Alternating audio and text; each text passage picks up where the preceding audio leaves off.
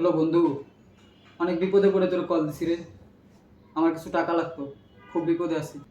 Hello, তুমি আমার কোন কালের বন্ধু বলছো? তোমার তো আমি চিনি না। আবার টাকা চাইছো? কি রে ভাই, টাকা চাইলাম বলে চিনলই না। আচ্ছা, আর একটা বন্ধুরে কল দিই। হ্যালো মামা, খুব বিপদে পড়ছি, তোরা টাকা ধার দিতে পারবি? ইস মামা, জাস্ট 20 মিনিট আগে টাকাগুলো আমি ভেঙে ফেলছি। তুই যদি 20 মিনিট আগে কল দিতি তো আমি টাকা দিতে পারতাম। সরি মামা, এখন তো আর হবে না, এখন আর নাই। শালার বিপদে পড়লে সবাই এরকম কথাই বলে। আচ্ছা, আমার এই বন্ধুরে ফোন দিই, ও নিশ্চিত দিবেই।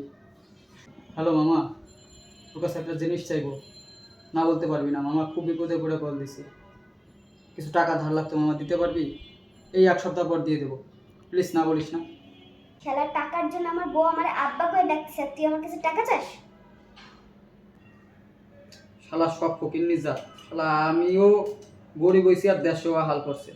এটা বড় লোক বন্ধুরই ফোন দিই। বন্ধু, কি খবর? আচ্ছা বন্ধু শোন, তোর তো টাকার অভাব নাই, আমার কিছু টাকা ধার দে, আমি তোরে জাস্ট 1 সপ্তাহ পরে দিয়ে দেবো।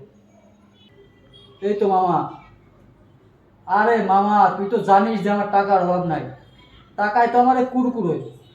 কিন্তু কি বলতো মামা, কালকে আমার শাওরির বাচ্চা হবে, সে জায়গায় টাকা দিতে হবে রে মামা, তাই দিতে পারবো না মামা, সরি।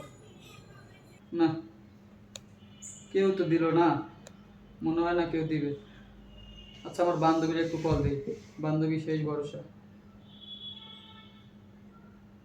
বান্ধবী, অনেক বড় বিপদে পড়ছি রে, কিছু টাকা ধার দিতে পারবি?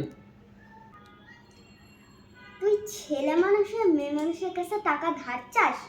তুই আর আমার কল দিবি না, শেষটা কোথাকার।